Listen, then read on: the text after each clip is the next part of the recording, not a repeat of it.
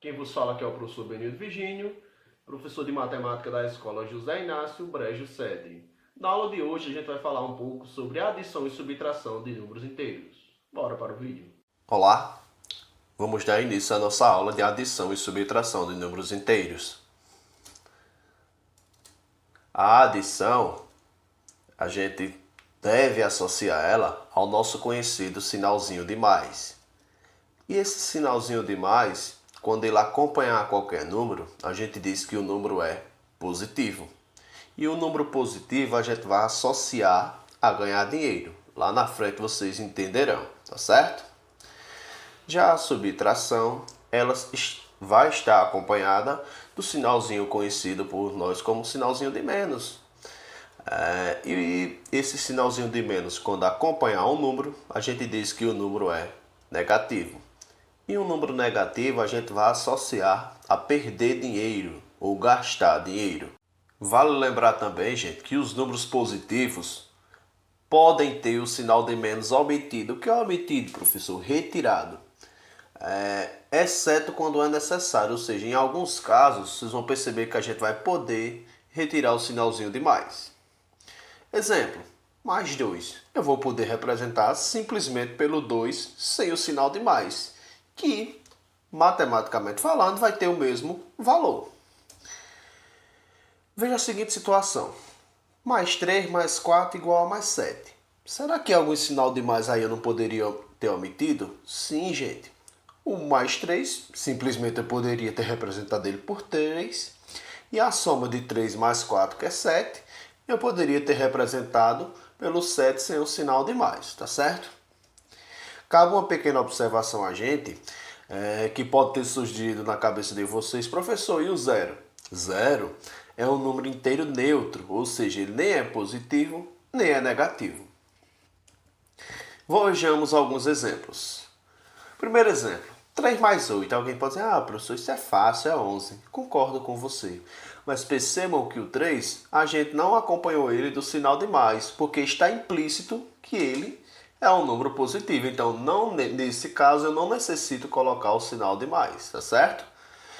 E se a gente pegar a ideia do segundo slide e associar aquela ideia de dinheiro, é a mesma coisa que eu dizer que eu tenho 3, ganhei 8, fiquei com 11. Segundo exemplo, menos 3 mais 8. Vamos pegar a ideia do terceiro slide lá.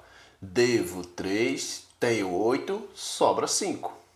Terceiro exemplo, menos 10 menos 12. A gente pode dizer o seguinte, devo 10, devo 12, devo 22. Ou gastei 10, gastei 12, gastei 22.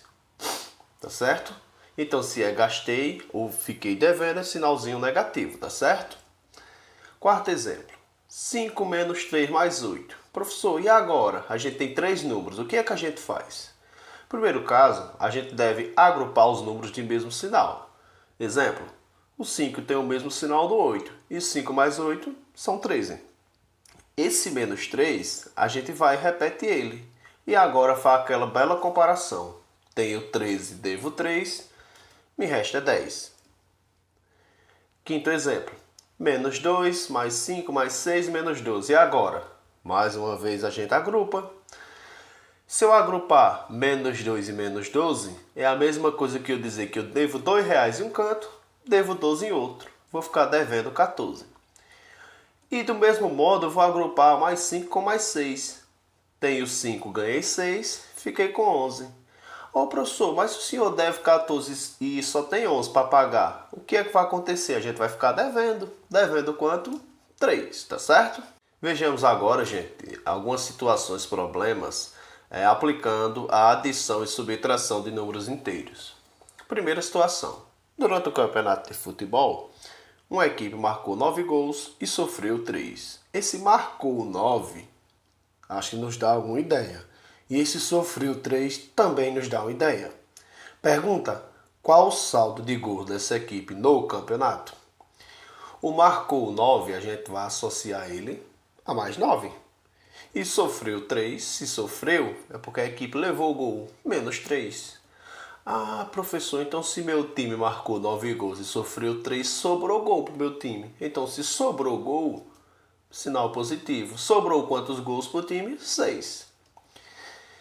Então a gente diz que o saldo desse time foi 6 gols positivos. Por que positivos? Porque sobrou gols para o time. Segunda situação.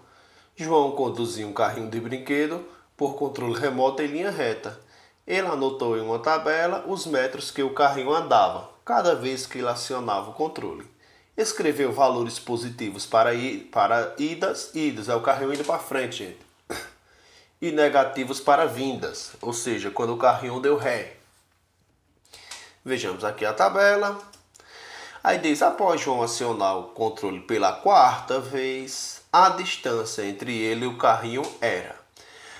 Gente, primeiro caso, vocês concordam comigo em que as vezes em que o carrinho foi para frente, a gente pode agrupar, que foi a primeira vez e a terceira.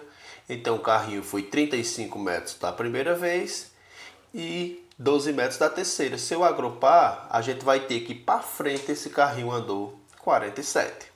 Do mesmo modo, a gente pode agrupar as vezes em que o carrinho voltou, ou seja, quando o carrinho deu ré, ele na segunda vez voltou 20 metros e na 4ª vez 18 metros. Ó, professor, por que voltou esses casos aí? Porque está com o sinalzinho negativo, hein, gente? Então, se o carrinho voltou 20 metros de uma vez e 18 da outra, o carrinho ao todo voltou 38 metros.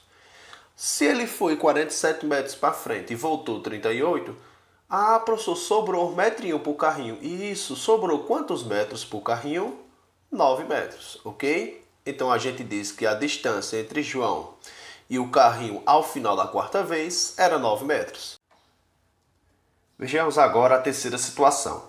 Um comerciante fez 3 vendas e teve lucro de 56 na primeira, prejuízo de 26 na segunda e lucro de 40 na terceira. Aqui o comerciante com seu comérciozinho. Podemos calcular o saldo resultante dos 3 negócios efetuados desta maneira. De que maneira? Eu coloquei 4 alternativas para a gente tentar identificar qual delas melhor representa a situação acima. Primeiro, gente, vocês devem observar que na primeira venda eu vi lucro de 56. Então, se é lucro, professor, é mais. Concordo plenamente. Na segunda, prejuízo de 26. Então, se é prejuízo, professor, é menos. Menos 26. E lucro de 40 na terceira. Professor, se é lucro de 40, é mais 40. Beleza?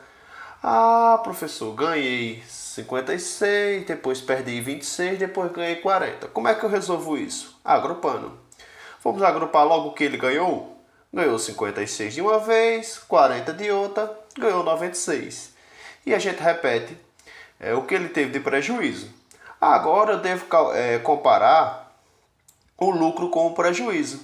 Ou seja, ganhou 96, só que perdeu 26, ainda sobrou 70. Se vocês observarem, qual alternativa melhor mostra isso? Alguém pode dizer, professor, letra A. Cuidado, gente, olha a letra A, o 70 lá acompanhado com o nosso sinalzinho de menos, é menos 70. Não, gente. Alternativa correta, letra C. 56 menos 26 mais 40 igual a 70. Tá certo? Pessoal, espero que vocês tenham gostado. E é isso. Se gostou, deixa o like.